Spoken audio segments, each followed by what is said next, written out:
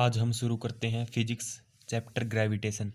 इसमें बहुत ही important topics हैं जिनको हम आज डिस्कस करेंगे। तो आज हम शुरू करते हैं ग्रेविटेशन को।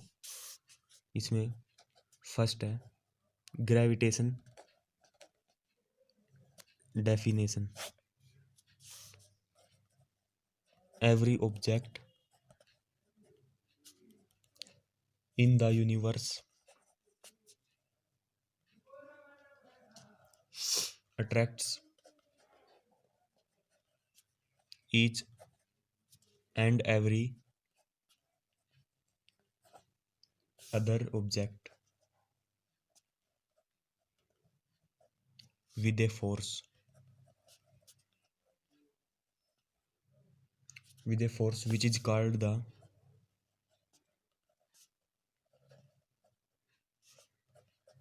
force of attraction, force of gravitation, which is called the force of gravitation. Gravitation होता है जो हमारे यूनिवर्स में जो ऑब्जेक्ट होते हैं वो अट्रैक्ट करते हैं अपने एक दूसरे को, ईच अदर। ओके, वो होता है हमारा फोर्स। क्या किसी फोर्स से, वो फोर्स होता है ग्रेविटेशन का। नेक्स्ट है Newton's law of gravitation.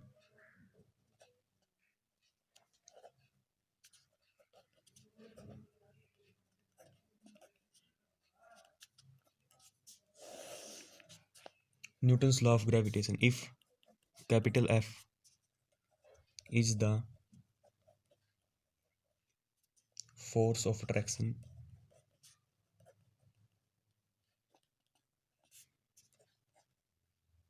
between the two bodies of masses small m and capital M, distance r small r between them, then by Newton's law of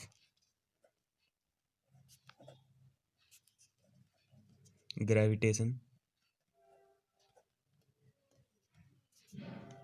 जो force है capital F वो equal हो जाएगा G capital M small m by r square.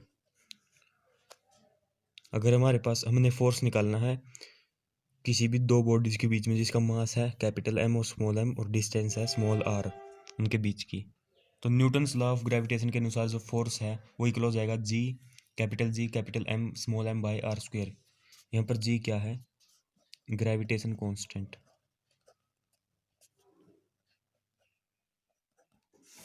और इसकी value होती है G की 6.67 into 10⁻11 newton metre square kilogram -2। ये होती है इसकी वैल्यू। अगर हम इसका डायमेंशनल फॉर्मूला निकालना चाहें ग्रेविटेशन का, ग्रेविटेशनल कांस्टेंट का, तो G equal to F r square by capital M small m। F का होता है M1 L1 T-2 और R लेंथ का होता है L2 लेंथ का होता है L, लेकिन यहाँ पर R स्क्वेयर तो L2 आ जाएगा। और मास इसका होता है M, लेकिन यहाँ पर 2 है तो M2। ऊपर जाएगा तो ये M-2 हो जाएगा, ऊपर एक इसमें से कम हो जाएगा तो M-1 L3, एक ये और एक ये जुड़ जाएंगे ये, और T-2। यह आ जाएगा इसका डायमेंशनल फॉर्मूला ग्रेविटेशन कांस्टेंट का। नेक्स्ट है एक्सेलरेशन ड्यू टू ग्रेविटी, जिसको हम स्मॉल g से रिप्रेजेंट करते हैं। ओके, इसकी definition due to gravitational force of attraction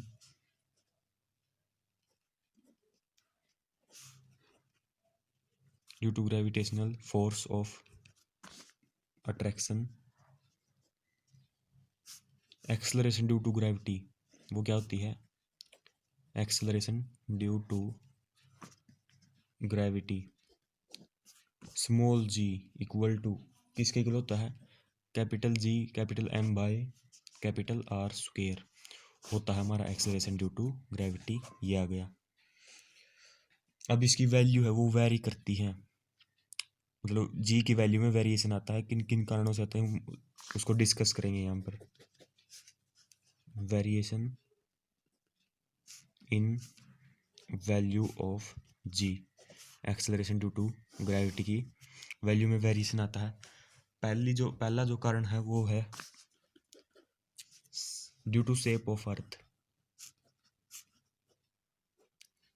due to shape of earth. जो जी की वैल्यू होती है इक्वेटर पर,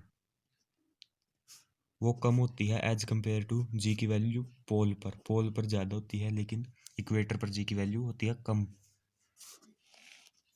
सेकंड है जो वेरिएशन आता है वैल्यू ऑफ जी की में, ड्यू टू रोटेशन ऑफ अर्थ।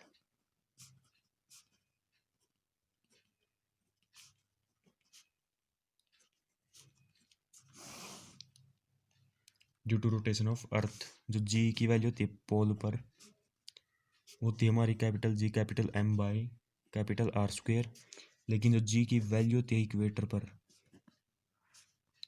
होती है capital G capital M by capital R square minus omega square R. यहाँ पर ओमेगा क्या है?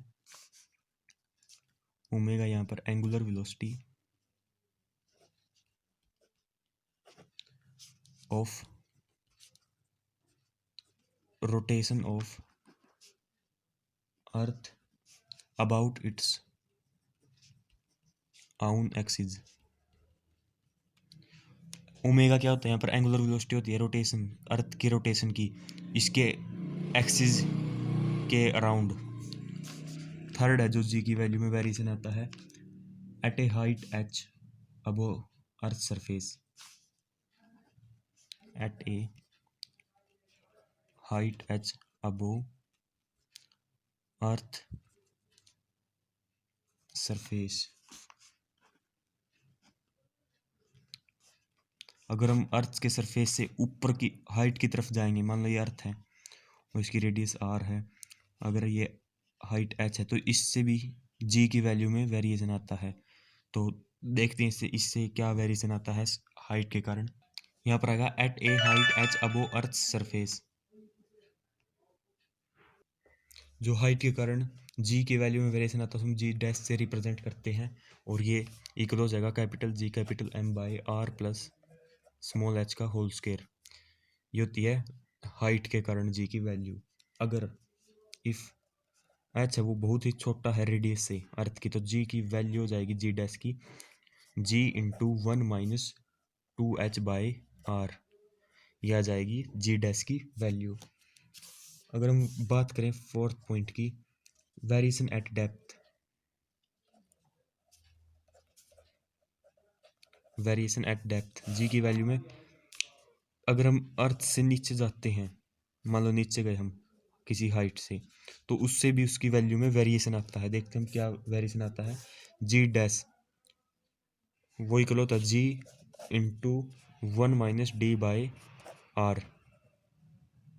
ओके, ये आता है डेप्थ के कारण जी की वैल्यू में वेरिएशन। लेकिन फिफ्थ पॉइंट है वो इम्पोर्टेंट है, मतलब at the centre of earth, centre of earth पर जी की वैल्यू क्या आती है? वो होती है हमारी जीरो। मतलब ये सेंटर है, इसकी अर्थ है, ये अर्थ है, ये सेंटर है, तो यहाँ पर जो जी की वैल्यू है वो जीरो हो जाएगी, क्योंकि सेंटर पे अर्थ के सेंटर में ग्रेविटी जीरो होती है। Acceleration due to gravity G zero हो जाएगी यहाँ पर। और G minus G dash by G या इक्वल डी बाई आर, ये हो जाएगी सेंटर ऑफ अर्थ पर जी की वैल्यू। नेक्स्ट है gravitational field intensity, intensity of gravitational field of mass capital M at distance small R. जो ई है वो डिनोट करता है ग्रेविटेशनल फील्ड इंटेंसिटी को, इक्वल होती है capital G capital M by small R square. यह जाता है हमारा ग्रेविटेशनल फील्ड इंटेंसिटी। नेक्स्ट है ग्रेविटेशनल पोटेंशियल एनर्जी, इसको हम यू से डिनोट करते हैं, वो इक्वल होती है -G m1 m2/r। जो यहाँ पर m1 और m2 है वो मासेस है डिफरेंट बॉडीज के, टू बॉडीज के। और g क्या है, ग्रेविटेशन कांस्टेंट, और r क्या है, इनके बीच का डिस्टेंस। और यहाँ पर नेगेटिव साइन को किसको इंडिकेट करता है, the negative sign indicates that the two bodies attracting each other। जो नेगेटिव साइन है वो इंडिकेट करता है जो दो बॉडी है, मान लो ये m1 है और ये m2, वो एक दूसरे की ओर किसी फोर्स से, ग्रेविटेशन फोर्स से वो अट्रैक्ट हो रही हैं एक दूसरे से, तो ये यहाँ पर नेगेटिव साइन आ जाएगा। ठीक है, तो अगर आपको वीडियो पसंद है तो लाइक कीजिएगा, चैनल को सब्सक्राइब करके बेल आइकन को प्रेस करें ताकि नई वीडियो की नोटिफिकेशन आपको मिलती रहे। तब तक के लिए गुड बाय।